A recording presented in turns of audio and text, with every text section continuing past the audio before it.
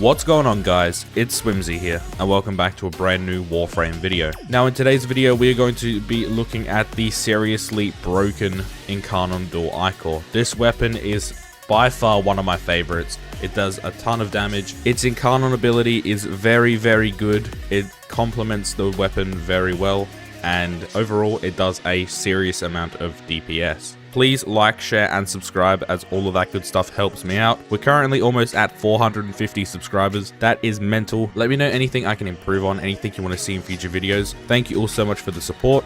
Let's get on with the build. So this is the dual Ichor. Now, the only downside to this weapon is there is no Prime, there is no Vandal, there is no Prisma. This is the only weapon, the standard dual Ichor. This is the build. Now with melee weapons, I don't actually like them very much. With this video, I'm just going to show you one build because I just want to show you the best build possible. And this is the build that I've created. So for the stance, we have Swirling Tiger. We have Spring-Loaded Blade for on status effect, +1 range for 24 seconds. Also stacks up to 2 times. We also have Primed Reach for that +3 range. Weeping Wounds, +40% status chance per combo multiplier.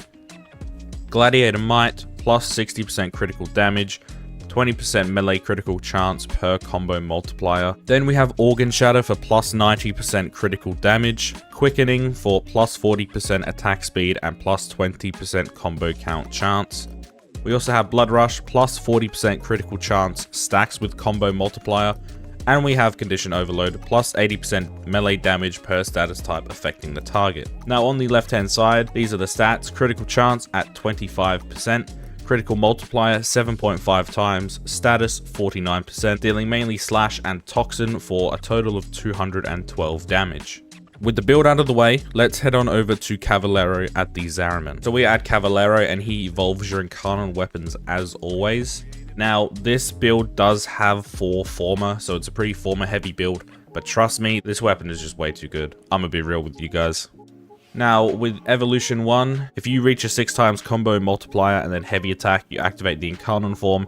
Kills create a toxin damage field, +100% melee damage, +20% sprint speed, +20% parkour velocity. So for Evolution 2, if you play a solo mission with this weapon equipped, you will gain the Incarnon form, and between these two choices I chose Alchemist's Wrath. Increases damage by +90, 5 additional combos on targets affected by toxin.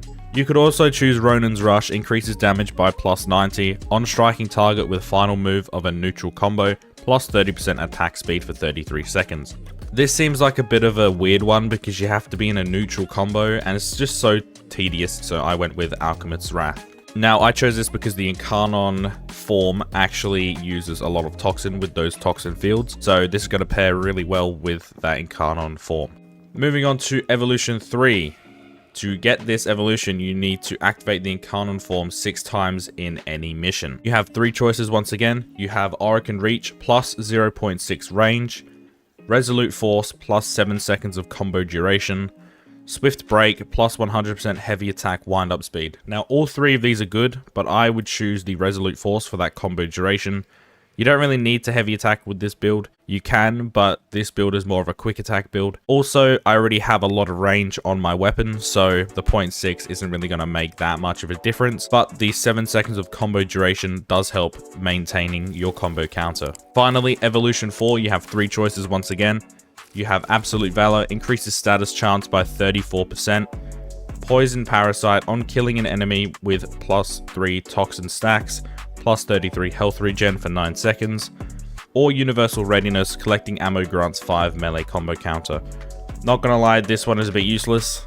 I don't see anyone really using this. This one could be alright, but I don't really need health regen. Increasing the status chance by 34, that is a lot. I chose Absolute Valor. With that out of the way, let's head on over to the Simulacrum and test this weapon out. Alrighty, so we are in the Simulacrum, and I'm going to be using Mirage today for these tests. Now, the first round of tests, I'm going to use no abilities whatsoever, just so you can see the minimum damage output, and then I'm going to use all of my abilities on the next test, just so you can see the maximum damage output. So, this is the build once again. You've got a ton of range, you've got a ton of critical multiplier, got a little bit of attack speed in there, but this is what we're going to be using against these enemies. Now, we are going to be versing 20 corrupted heavy gunners with the steel path modifier, of course, level 160. And you're going to end up seeing why this is absolutely mental. This weapon is really good with the new murmurs as well. But as you can see, just hold down the melee button. Look at that. Look at all those status and slash effects. Like, look at the damage. And then also doing finishes, as you just saw. That was mental. Now, if I activate the Incarnon form, now every time we get a kill, a toxin cloud will drop, as you can see. And yeah, that spreads so many toxin status effects. It is actually insane. And we're also doing orange crits minimum, which is really nice. A few red crits in there, but overall, this weapon just absolutely shreds. So we're going to do this test once again, and I'm going to use all of Mirage's abilities. Now, I'm going to use Hall of Mirrors, Smite, and Eclipse. Now, Smite is an Oberon Smite augment that I'm using, but you can helmet it like I have done. Now, as you can see, even with the radiation, we are doing so much damage. It is actually ridiculous. I would highly recommend this weapon. This weapon's a ton of fun. It's so quick. You have a ton of range as well with the spring-loaded blade and primed reach. And it's just absolutely mental. Like, this is a go-to weapon for me. Speaking of actually shredding some enemies, we're going to go into a steel path survival, and I'm just going to show you how this weapon performs in a real mission. So, let's get into it.